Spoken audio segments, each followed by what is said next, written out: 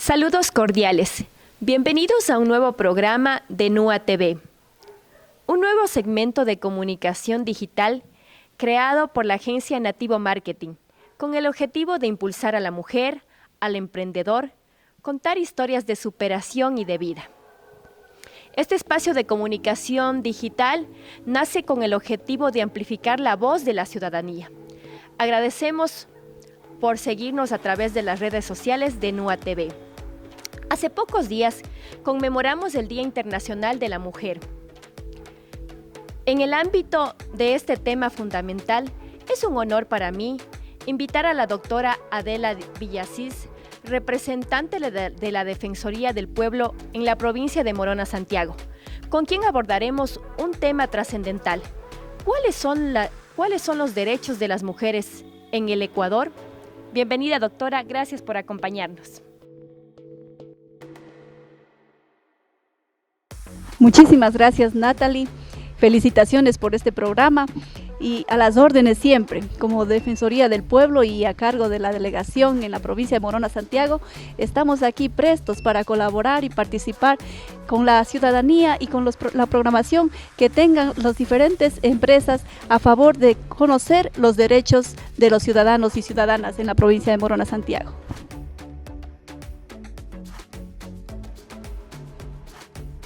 Muchas gracias por brindarnos su tiempo. En el artículo 66 de la Constitución, numeral 3, de forma general se garantiza el derecho a la integridad física, moral y sexual y a una vida libre de violencia. Pero profundizando un poco más el tema, ¿cuáles son los derechos que tienen las mujeres en el Ecuador? ¿Qué normativas o leyes nos amparan? Así es, Natalie. La Constitución de la República es la norma suprema que ha dictado el Estado ecuatoriano para garantizar estos derechos tanto a favor de ciudadanos como también de ciudadanas y específicamente de mujeres en el ámbito público como privado. ¿Cuáles son estos derechos? Nos haces la pregunta. Los derechos de la mujer, el derecho a la no discriminación, el derecho a la igualdad y no discriminación, que es un principio fundamental y a la vez un derecho. Estos derechos están enmarcados específicamente en la Ley de Erradicación de la Violencia contra la Mujer, así como también en el Reglamento para la Erradicación de la Violencia contra la Mujer. Tenemos ahí las competencias que están claramente determinadas para todas las autoridades que están dispuestas a garantizar medidas de protección y a garantizar la integridad personal de las mujeres cuando son víctimas de violencia en la familia. Es así, Natalie, que esto se trata del ámbito particular, en donde ya de todas las autoridades estamos en la obligación de garantizar este derecho. Y de hecho, de acuerdo a lo que señala el principio de los derechos humanos, es una obligación de hacer, una obligación de proteger, de garantizar, así como también hay el otro derecho u otra obligación que se llama la obligación de promover los derechos humanos. En el ámbito de promoción significa que tienen que realizarse procesos de capacitación, de formación y de divulgación a favor de los derechos de las mujeres. Y en el ámbito particular y el de protección, tenemos que hacer efectivas estas garantías determinadas tanto en la Constitución de la República como también en la Ley Orgánica de Erradicación de la Violencia contra la Mujer y su reglamento.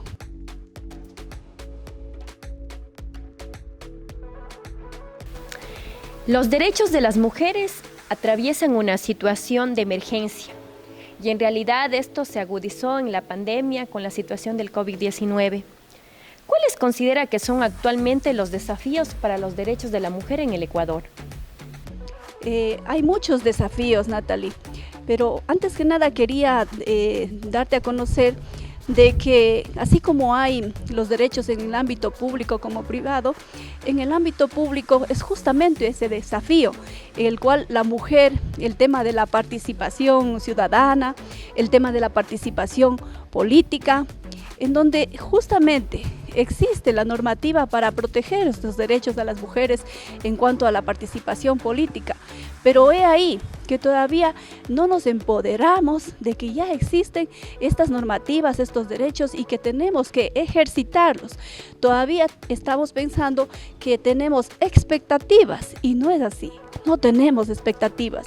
Las normas, las leyes, los reglamentos, la Constitución ya nos garantiza que esos derechos ya están determinados para que tú los cojas y los ejercites. Pero hace falta esa lucha, ese empoderamiento de la mujer. Últimamente hemos visto que uno de los desafíos de las mujeres es el hecho de tomar fortaleza en el momento en que están haciendo participación política y se piensa de que no me están vulnerando mis derechos, bueno, dejaré que pase el tiempo y ya que se calmen las aguas, más bien voy a dejar esto que sigan ahí, tal vez hay autoridades, por ejemplo, alcaldes o concejales varones que no apoyan a las mujeres que están en funciones también de concejalas. Entonces es allí que se deja pasar. Pero es justamente este es el reto en el campo del ámbito público, ¿no? Este es el reto de ejercitar sus derechos. Por ejemplo, tenemos el Código de la Democracia para ejercitar el derecho a la no discriminación en este ámbito político. Y así también en el ámbito privado y particular todavía hay muchas mujeres que hace falta avanzar con este tema de denunciar. Si bien es cierto, una vez que salió la ley de erradicación de la violencia contra la mujer, su reglamento y todo eso, empezamos a escuchar poco a poco ya de la violencia. No significaba que antes no existía, sino que antes no se escuchaba, no se visibilizaba. Entonces este es un reto. Hemos escuchado últimamente hasta en nuestras familias y también en la sociedad actual, podríamos decir en los estratos más altos, como también en los estratos de gente humilde, que manifiestan, dice, en decir, no voy a denunciar, el hogar se va a destruir, incluso mujeres que son independientes económicamente dicen no, ante la sociedad ya nosotros estamos bien, claro que estamos hechos pedazos al interior de nuestro hogar, pero no. Entonces es el momento de decir yo me amo a mí misma. Porque cuando una mujer se ama a sí misma, se empodera de sus derechos, permite que se rompa ya esa cadena de vulneración de derechos, esa cadena de discriminación, y sus hijos podrán ver algo diferente. Porque si continúan con esa cadena, estos hijos continúan viendo ese tipo de vida, ese tipo de violencia, y eso se seguirá reproduciendo. Y ese es el sistema patriarcal que tenemos, que no podemos romper. Es como ese cordón umbilical que continúa de generación en generación. Pero ese es el desafío, tanto en lo privado, denunciar la violencia, y en el ámbito público, mujeres que están haciendo participación política, denunciar. Tenemos el Código de la Democracia para denunciar violencia política.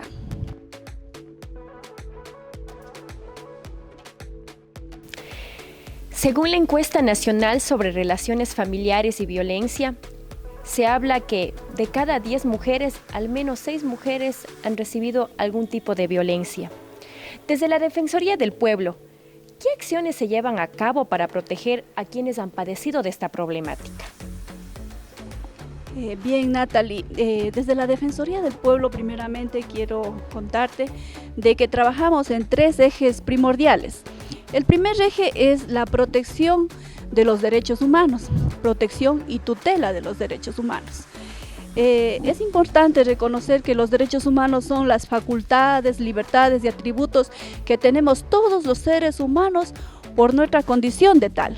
Por lo tanto, recordemos que en 1945, cuando ya se dio el 10 de diciembre la declaración, se firmó esta declaración de los derechos humanos, fue algo trascendental el hecho de que Eleanor Roosevelt manifestó de que todas las personas tienen derechos. El hecho de incluir esta palabra personas ya acogía a hombres y mujeres, lo que anteriormente eran los derechos de los hombres, derechos de los ciudadanos, y dejaban al margen a las mujeres. Entonces esto fue muy importante, y en este sentido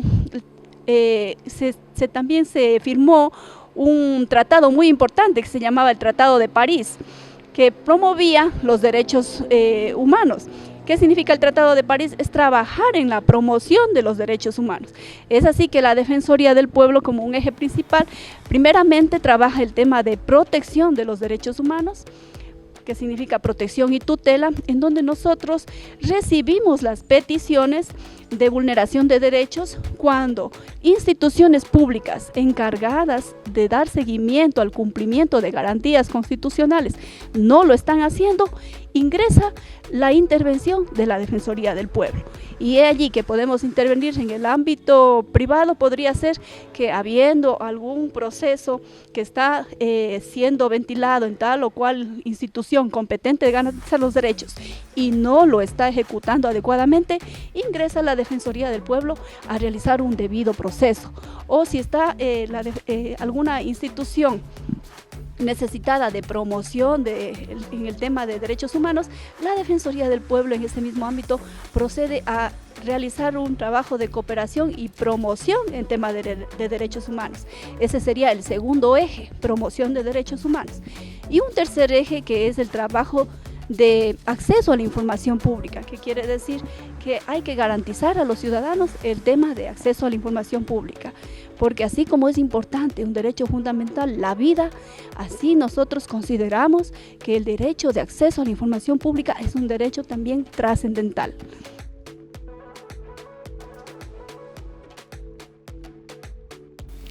Generalmente existe una tendencia a guardar silencio, a callar cuando existen casos de violencia.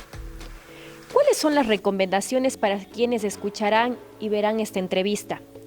¿Qué sugerencias legales le brindaría usted a esa mujer que está atravesando por una situación difícil? Lamentablemente es así, Natalie. Muchas personas callamos e incluso vecinos que observan violencia en sus sectores aledaños no lo denuncian por miedo, pero no, eso no debe ser el proceder de un ciudadano, menos de un ser humano.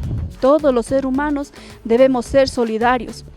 Incluso la misma Declaración Universal de los Derechos Humanos en su artículo 1 determina: todos los seres humanos debemos ser solidarios unos con otros y dotados como están de razón, tendremos que ser conscientes de la protección de los derechos humanos. En ese sentido, es importante señalar de que no se debe callar jamás. ¿Por qué? Porque esto es algo que ya está estructuralmente establecido en la sociedad y no tenemos por qué seguirlo encaminando. Este momento hemos conocido mucha violencia en la provincia de Morona, Santiago.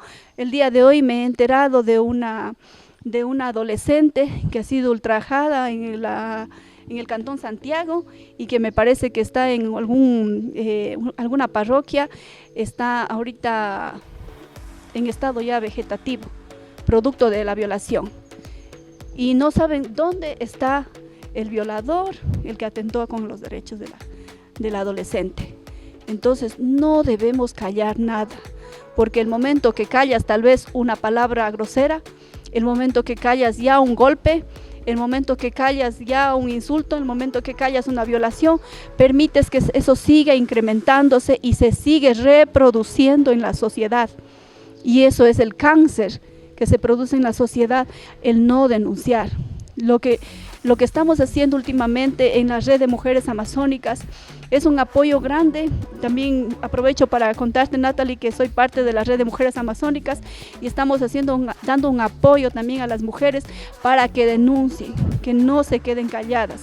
Y algo de manera legal, lo que podría decir es que el momento en que un operador de justicia no reciba, no atienda bien a un usuario, pueden presentar sus peticiones en la Defensoría del Pueblo y nosotros investigaremos a ese servidor público que no está brindando una atención adecuada a esta mujer víctima de violencia o a esta amiga que ha ido tal vez a poner en conocimiento de la autoridad sobre la violencia de su amiga y que no ha sido recibido de manera efectiva, como establece el artículo 66, numeral 25 de la Constitución, que se tiene que dar un servicio efectivo en cuanto al servicio público en las instituciones del Estado. Entonces, ese momento la Defensoría del Pueblo articulará las acciones correspondientes cuando no han sido bien atendidos la ciudadanía, específicamente en el caso de violencia, cuando requieren mayor atención por la situación de vulnerabilidad que atraviesan las víctimas.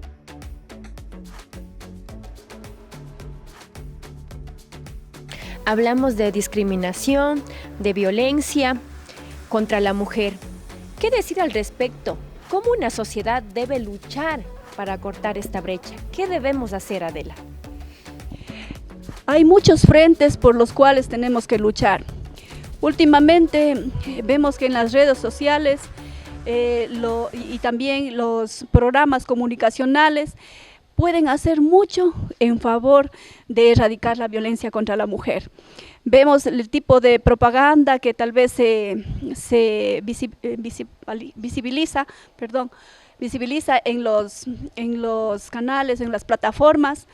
Hay que tener un sentido muy fino para identificar que tal o cual programación o tal o cual propaganda no afecte derechos humanos ni derechos de la mujer, porque incluso existe la violencia simbólica, que tal vez pareciera que no se afecta en nada, pero en algo se hace daño, y eso, al ser reproducido sistemáticamente, crea en el subconsciente de la persona de que eso es normal, de que eso es natural, y se continúa reproduciendo, y así continúan creciendo las sociedades vulneradoras y violentadoras de derechos. Entonces, yo lo que puedo decir es que podemos hacer muchas cosas desde muchos frentes. Desde el ámbito de la comunicación, existen capacitaciones en el ámbito específico de la no vulneración de derechos de la mujer.